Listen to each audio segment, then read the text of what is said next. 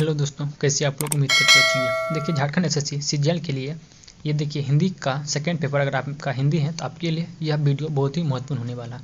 देखिए, इस बुक में जो है टोटल सेकंड पेपर हिंदी के लिए 30 मॉडल प्रैक्टिस सेट दिया हुआ। इस वीडियो से पहले अब तक हम 12 सेट कंप्लीट करा दिए। अगर आपने इससे पहले का सेट नहीं देखे हैं तो प्लेलिस्ट में जाकर सभी सेट को देख सकते हैं। आज हम इस वीडियो में सेट नंबर 13 देखेंगे। अगर आप चैनल पर पहली बार आएंगे प्लीज़ चैनल को सब्सक्राइब कीजिएगा। किसी प्रकार की दिक्कत है तो आप कमेंट में ज़रूर बताइएगा। प्लीज़ आपसे रिक्वेस्ट है कि आप लोग लाइक और कमेंट जरूर कीजिएगा।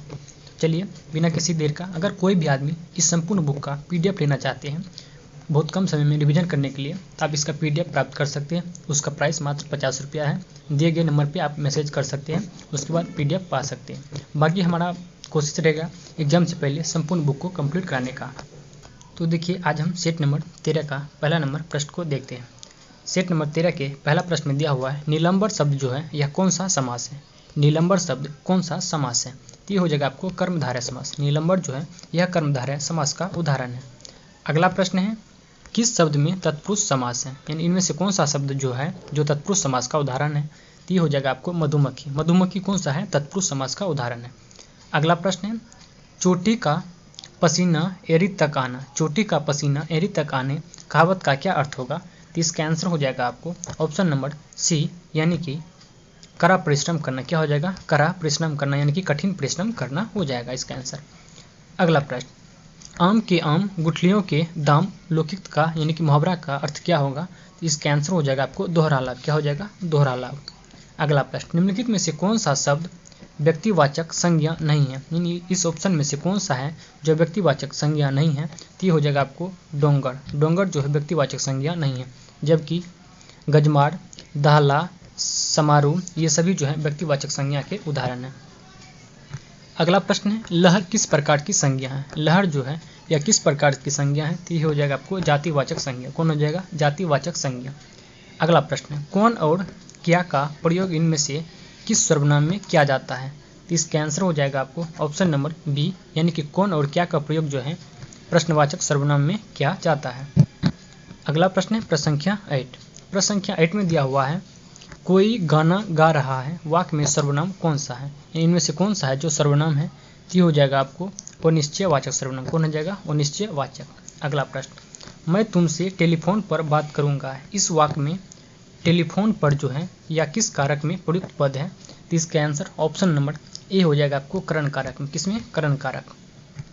अगला प्रश्न है प्रश्न संख्या 10। लड़का पेड़ से गिरा। लड़का पेड़ से गिरा, ये कौन सा कारक? देखिए, पेड़ से गिर रहा मतलब क्या हो रहा? अलग हो रहा। जब भी अलग होने का बोध होगा यहाँ पे से का, तो ये हो जाएगा आपको अपादान कारक। तो इसका आंसर ऑप्शन नंबर सी बिल्कुल करेक्ट हो जाएगा। अगला प्रश्न, प्रश्न संख्या देखिए 11 में दिया हुआ है, माँ सुबह नाश्ता बनाती है। इनमें से कौन सा क्रिया विशेषण है? माँ सुबह नाश्ता बनाती है, इनमें कौन क्रिया विशेषण है? ये हो जाएगा आपको कालवाचक क्रिया विशेषण हो जाएगा। अगला प्रश्न, क्रिया विशेषण के कितने भेद होते हैं?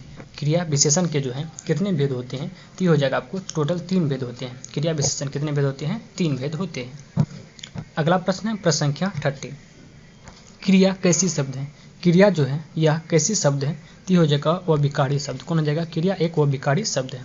अगला प्रश्न, निम्नलिखित में से कौन एक अकर्मक क्रिया का उदाहरण है? यानी इनमें से कौन सा है जो एक अकर्मक क्रिया है? तो हो जाएगा आपको रोना। रोना, सोना ये सब जो है अकर्मक क्रिया का उदाहरण है। अगला प्रश्न है प्रश्न संख्या 15। देखिए, सभी प्रश्न एग्जाम की दृष्टि से महत्वपूर्ण है, तो आप वीडियो को लास्ट तक जरूर देखिएगा। इनमें से किसको संविधान की 8वीं अनुसूची में सम्मिलित नहीं किया गया? इनमें से कौन सा भाषा है जो संविधान की 8वीं अनुसूची में सम्मिलित नहीं किया गया है? तो यह जगह आपको ब्रज भाषा, जबकि असमिया, मैथिली, डोगरी ये सभी को संविधान में शामिल किया गया है। अगला प्रश्न, आदिकाल में किस कवि ने अभट्ट भाषा में रचना की है? तो इसका आंसर हो जाएगा ऑप्शन नंबर सी, यानी कि आदिकाल में अभट्ट भाषा में रचना किया कौन कवि ने? ये क्या है? अब्दुल रहमान ने। किसने? अब्दुल रहमान ने रचना किया है अभट्ट भाषा में। अगला प्रश्न, संविधान की 8वीं अनुसूची में कौन कौन सी भाषा शामिल नहीं है? इनमें से बोल रहा है कौन सा भाषा इनमें से है जो शामिल नहीं है? तो इसका आंसर हो जाएगा आपको ऑप्शन नंबर बी, भोजपुरी शामिल नहीं है, जबकि बोडो, डोगरी, मैथिली ये सभी शामिल किया गया है। अगला प्रश्न है, किसकी मातृभाषा हिंदी नहीं है? इनमें से किस कवि का जो है मातृभाषा हिंदी नहीं है? सॉरी, किस प्रधानमंत्री का? इसका आंसर हो जाएगा आपको ऑप्शन नंबर ए, यानी कि मोरारजी देसाई। मोरारजी देसाई का मातृभाषा हिंदी नहीं है, जबकि चौधरी चरण सिंह, इंदिरा गांधी ये दोनों का मातृभाषा हिंदी था। अगला प्रश्न, लाइब्रेरी किस विदेशी भाषा का शब्द है? लाइब्रेरी जो है या किस विदेशी भाषा का शब्द है, तो ये हो जाएगा आपको अंग्रेजी भाषा का। किसका? अंग्रेजी। अगला प्रश्न 20 नंबर, तद्भव और उसके तत्सम का कौन सा मेल गलत है? इनमें से कौन सा मेल है जो तद्भव और तत्सम का मेल गलत है? तो ये हो जाएगा आपको ए और बी, यानी कि लौंग का लवंग और आंत का अंत्र, ये दोनों ही गलत तत्सम और तद्भव का रूप है, जबकि लुनाई का लवण्यता ये बिल्कुल सही दिया हुआ है। इसका आंसर क्या हो जाएगा? ऑप्शन नंबर डी हो जाएगा। इनमें से बोल रहा था कौन गलत है। अगला प्रश्न, इनमें से कौन सा शब्द अर्थादेश का उदाहरण है? इसका आंसर ऑप्शन नंबर डी हो जाएगा, यानी कि असुर, आकाशवाणी, मौन, ये सभी हो जाएगा अर्थादेश का उदाहरण। अगला प्रश्न है प्रश्न संख्या 22 नंबर, व्याकरण से किसकी अस्तित्व की जानकारी नहीं मिलती है? व्याकरण से जो है किसकी अस्तित्व की जानकारी नहीं मिलती है? तो हो जाएगा लिपि की जानकारी का अस्तित्व नहीं मिलती है। अगला प्रश्न है प्रश्न संख्या 23 में देखिए प्रश्न दिया हुआ है, जय हनुमान ज्ञान गुण सागर, जय कपीसत्यु लोक उजागर, इनमें से कौन सा अलंकार है? तो इसका आंसर ऑप्शन नंबर डी हो जाएगा आपको, यानी कि उपमा और अनुप्रास अलंकार, ये दोनों हो जाएगा। अगला प्रश्न, चरचर मरमर खुल गए अरर स्वफुटो में कौन सा अलंकार है?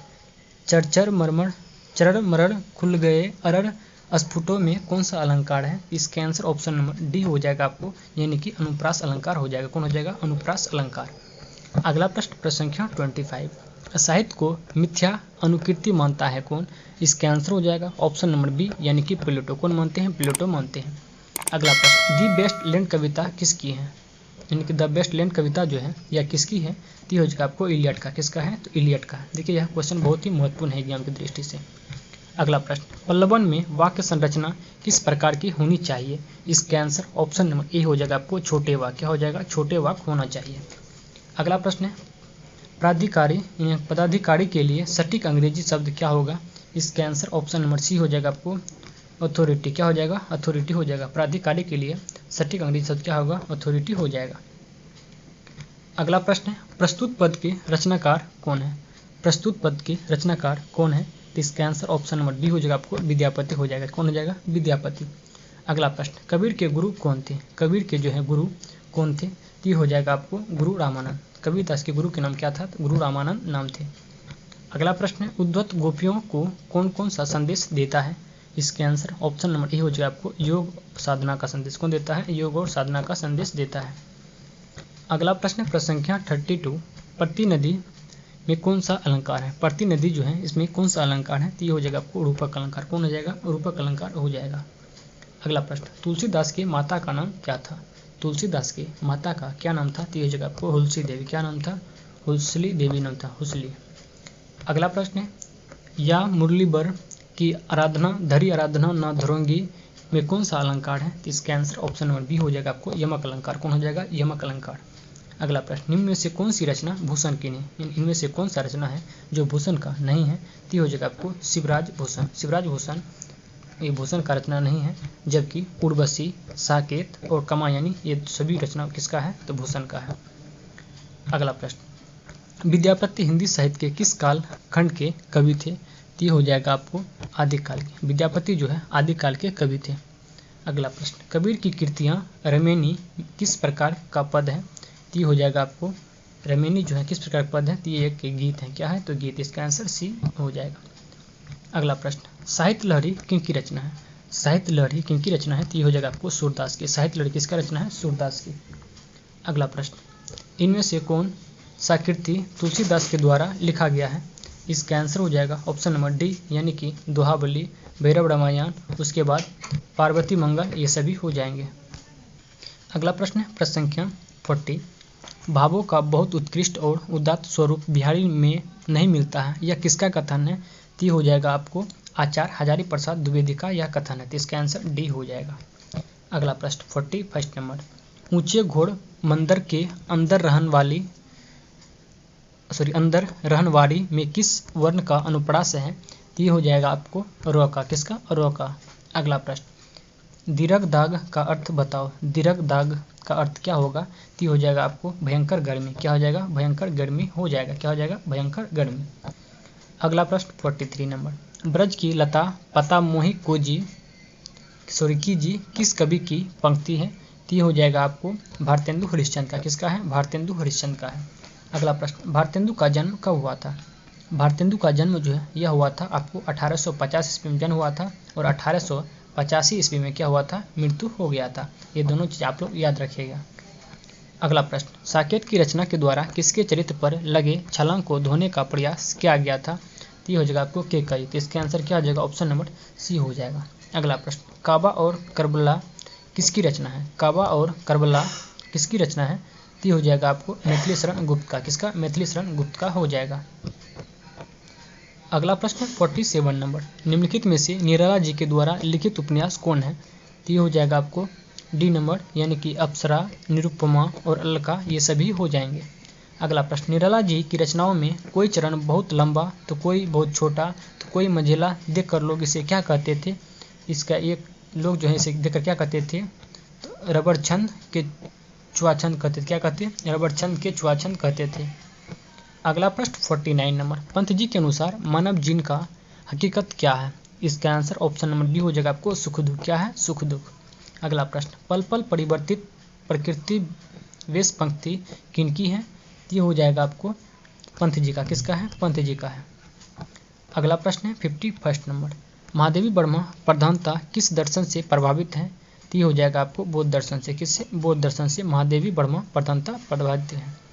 अगला प्रश्न, महादेवी वर्मा को पद्म भूषण कब मिला? महादेवी वर्मा को जो है पद्म भूषण कब मिला था? तो ये मिला था आपको 1956 ईस्वी में। कब मिला? 1956 ईस्वी में मिला था। अगला प्रश्न है, प्रसाद जी के किस रचना में उनका आनंदवादी दर्शन दृष्टिगत होते हैं? तो ये हो जाएगा आपको लहर में। किसमें? लहर में। अगला प्रश्न, प्रसाद की खड़ी बोली की कविताओं का प्रथम संग्रह कौन है? तो इसका आंसर हो जाएगा आपको 54 का ऑप्शन नंबर सी, यानी कि हो जाएगा कानन कुसुम हो जाएगा। कौन हो जाएगा? कानन कुसुम। अगला प्रश्न, मैं प्रयोगवाद का अगवा नहीं पिछवा लगवा हूँ, मैं प्रयोगवाद का अगवा नहीं पिछलगवा हूँ, यह कथन किसका है? तो इसके आंसर ऑप्शन नंबर ए हो जाएगा आपको दिनकर जी का। किसका? दिनकर जी का यह कथन है। अगला प्रश्न 56 नंबर, दिनकर जी का जन्म स्थली कहाँ है? दिनकर जी का जन्म स्थली कहाँ है? तो यह हो जाएगा आपको मुंगेर के सिमरिया गाँव में हो जाएगा।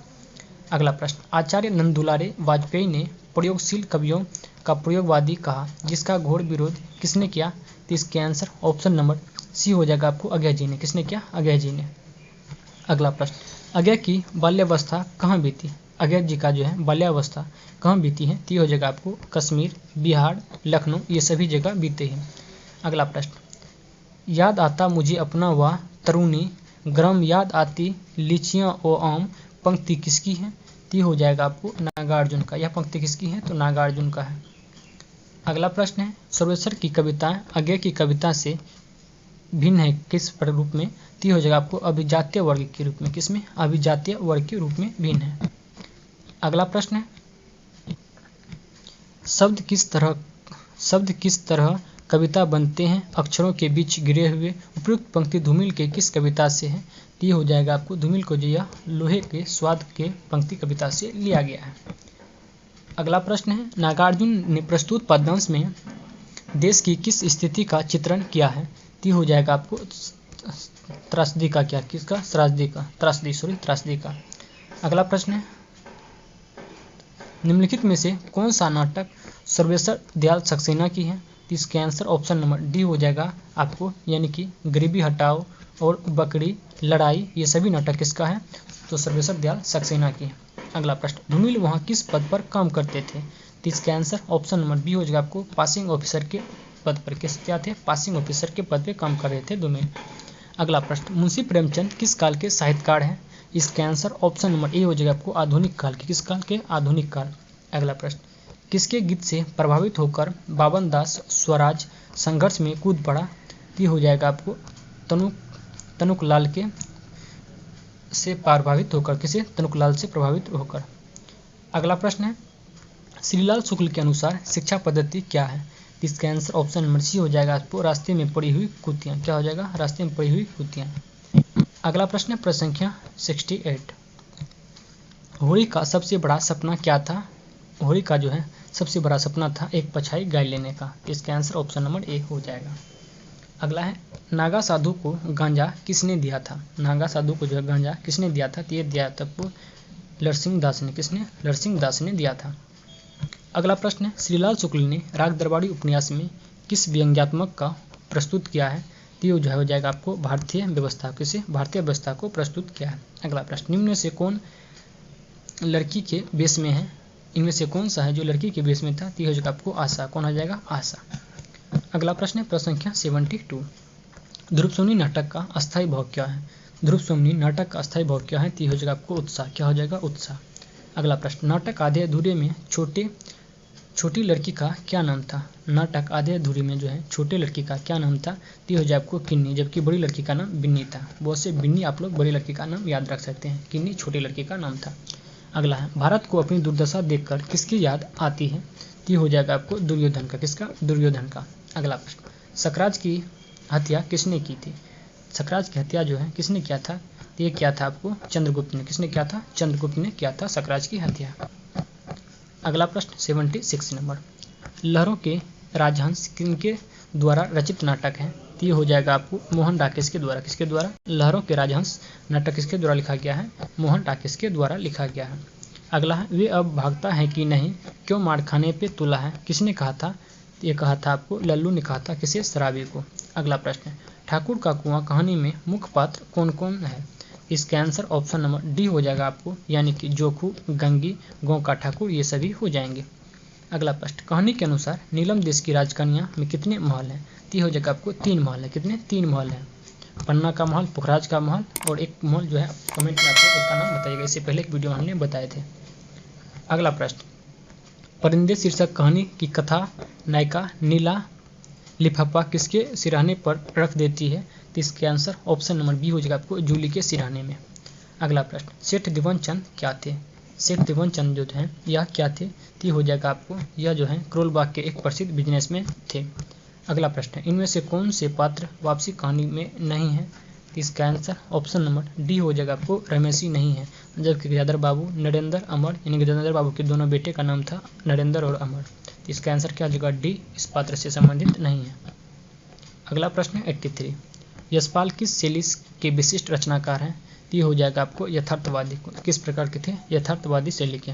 अगला प्रश्न, पिंकी क्या थी? पिंकी एक कुत्ता का नाम था। किसका? कुत्ता का नाम था पिंकी।